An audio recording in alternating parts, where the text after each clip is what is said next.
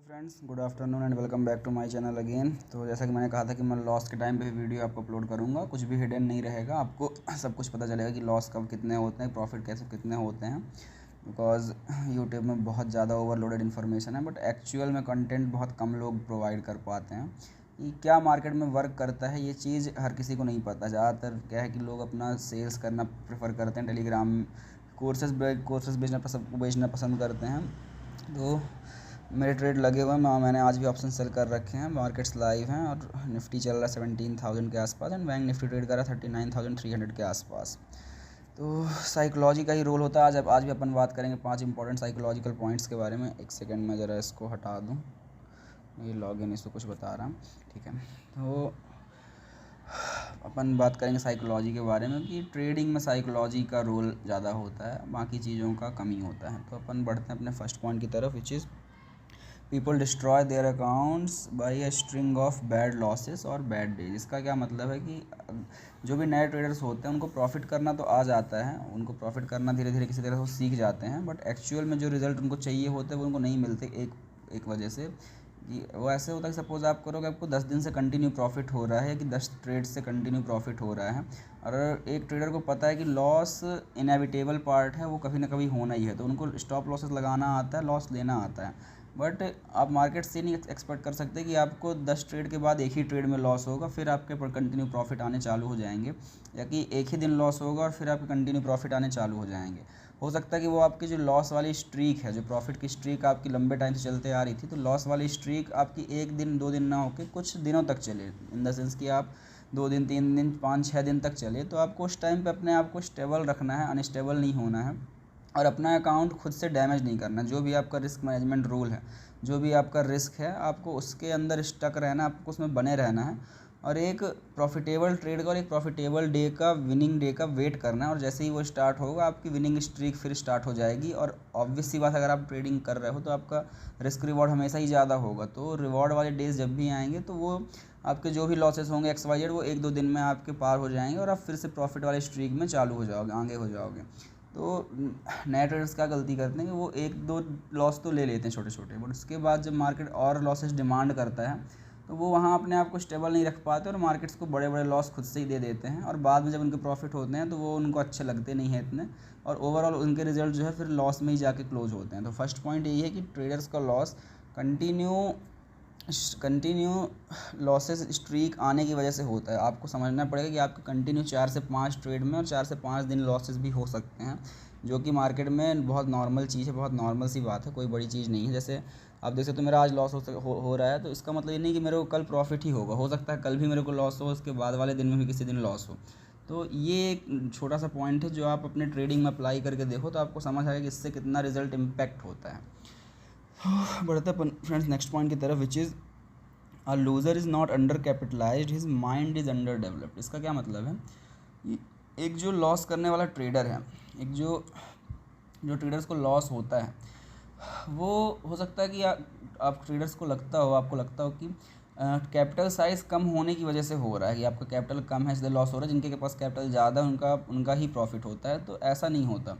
Actual में under capitalised होना एक प्रॉब्लम नहीं है, ट्रेडर्स का माइंड अंडर डेवलप्ड होता है थ्रू ट्रेडिंग से करस्पॉन्ड करने के लिए, मार्केट से करस्पॉन्ड करने के लिए आपका माइंड डेवलप्ड होना चाहिए, विच इज़ एक्चुअल में जो थोड़ा सा अलग होता है।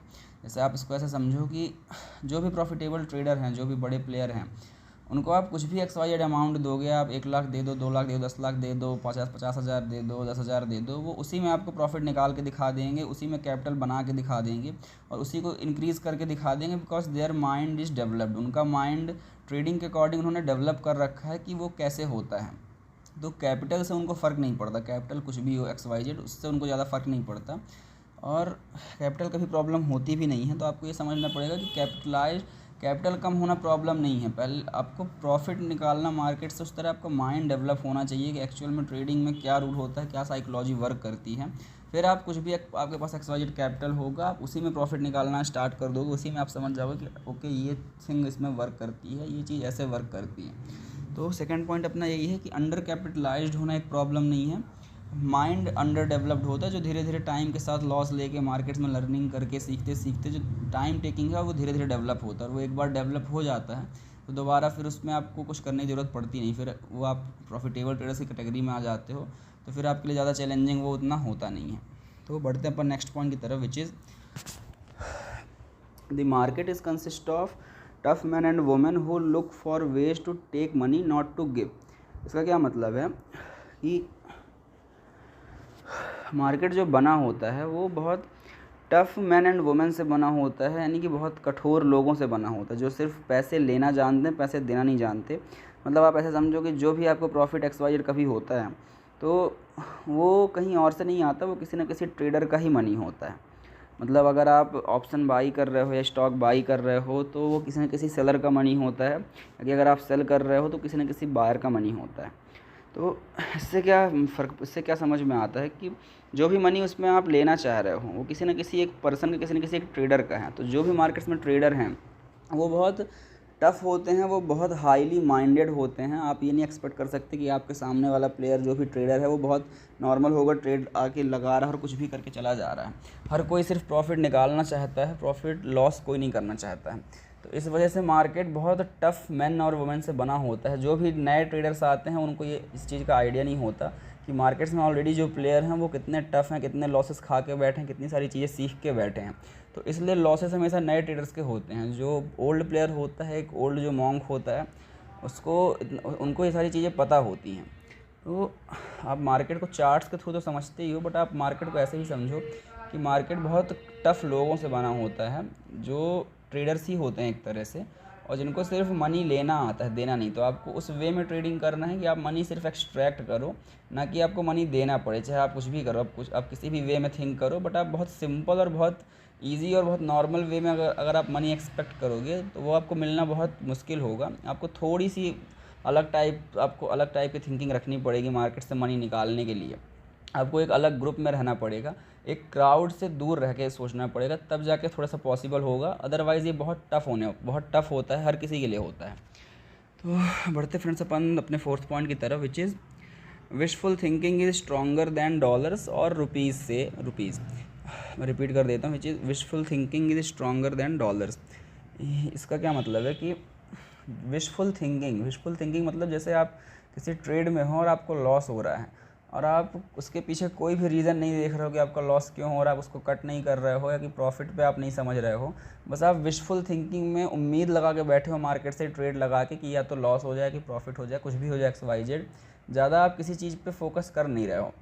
तो ये जो थिंकिंग है ये बहुत कॉस्टली हो सकती है आपके लिए, बहुत लॉस मेकिंग हो सकती है। जब भी आपका लॉस हो रहा हो तो आप उस टाइम होप पे मत बैठो, उम्मीद पे मत बैठो कि मार्केट आपके फेवर में आएगा, ट्रेड आपके फेवर में आएगा, फिर से प्रॉफिट में आएगा। अगर आपने कोई भी XYZ चीज़ परचेज़ किया है, बाई किया है, वो लॉस में जा रहा है और आपके फिक्स रिस्क से ज़्यादा जा रहा है, तो वहाँ पे आप ये उम्मीद मत बैठो कि वो वापस आ जाएगा, क्योंकि वो फ्लक्चुएट ऐसे होता है, मार्केट का फ्लक्चुएशंस ऐसा होता है कि वो हर एक सेकंड पे आपको ये फील कराएगा कि हाँ आपका ट्रेड वापस आ रहा है, आप फिर से प्रॉफिट में आ रहे हो। बट वो फील करा के हो सकता है कई बार आपको बहुत बड़े लॉस करवा दे। तो जब भी आपका एक फ़िक्स अमाउंट पे रिस्क टच हो तो आपको आंख बंद करके उस टाइम अपने ट्रेड को कट करना होता है, बिना कुछ भी सोचे। तो इसका मीनिंग यही है कि विशफुल थिंकिंग आपको नहीं करना है, आपको ख्यालों में नहीं बैठना है, आपको सपने नहीं देखना उस टाइम कि ऑटोमेटिक ये हो जाएगा या कि वो हो जाएगा तो आप प्रॉफिट में आ जाओगे। नहीं, ये चीज़ इसमें वर्क नहीं करती है। तो इसका मतलब यही कि विशफुल थिंकिंग आपको नहीं रखना है, आपको बस अपने कैलकुलेटेड रिस्क पे चलना है और कैलकुलेटेड प्रॉफिट पे चलना है, बस इससे ज़्यादा कुछ नहीं करना होता है। तो बढ़ते अपन फ्रेंड्स लास्ट पॉइंट की तरफ, which is the true problem is not the account size but over trading and sloppy money management. इसका क्या मीनिंग है कि जो एक्चुअल में प्रॉब्लम है, जो ट्रेडर्स के साथ प्रॉब्लम आती है, वो टेक्निकल सेटअप एनालिसिस ये सारी नहीं होती। बहुत सारे ट्रेडर्स के साथ सिर्फ प्रॉब्लम होती है ओवर ट्रेडिंग की और मनी मैनेजमेंट की। इसका मतलब है कि अगर आप बहुत ज़्यादा ओवर ट्रेडिंग करते हो तो उससे आपके बहुत सारे रिज़ल्ट बिगड़ते हैं। बहुत सारे रिज़ल्ट मतलब आपके मंथली रिज़ल्ट बिगड़ेंगे, पूरे साल भर के रिज़ल्ट बिगड़ेंगे। ओवर ट्रेडिंग को कंट्रोल ना कर पाना ही एक्चुअल में ट्रू प्रॉब्लम है। ओवर ट्रेडिंग को आपको एनी हाउ कंट्रोल करना है, या तो आप उस दिन ट्रेड मत करो जिस दिन आपका लॉस हो रहा है, या कि आपको पता है कि आप किस टाइम पे ओवर ट्रेड कर जाते हो और आपको उस टाइम पता भी नहीं चलता जब तक मार्केट बंद नहीं हो। तो आपको वो टाइम याद रखना है कि आप कहीं लिख लो, जहाँ भी आप ट्रेड करते हो कहीं पर रख लो कि इस पॉइंट पे आपको ट्रेड नहीं करना है। एक बाउंड्री लाइन बना के रखो कि ये बाउंड्री से आपको बाहर ट्रेड नहीं करना है, लॉस नहीं जाने देना है, क्योंकि ओवर ट्रेडिंग ही एक्चुअल प्रॉब्लम। अगर ये आप अपने ट्रेडिंग से रिड्यूस कर देते हो तो आप अपने पुराने रिज़ल्ट आप सोच के देखो कि आपके रिज़ल्ट कहाँ होते अगर आप ओवर ट्रेडिंग को बचा के रखते। तो एक्चुअल में प्रॉब्लम मार्केट कहाँ जाएगा कहाँ नहीं जाएगा ये नहीं होता, एक्चुअल में प्रॉब्लम ओवर ट्रेडिंग होती है। चाहे वो बायर हो, सेलर हो, कोई भी टाइप का ट्रेडर हो, आप एक लिमिट से ज़्यादा ट्रेड नहीं कर सकते एज अ ह्यूमन। अगर आप एल्गो ट्रेड करते हो, मशीन्स के थ्रू और कोड्स के थ्रू ट्रेड करते हो, तब अलग बात है।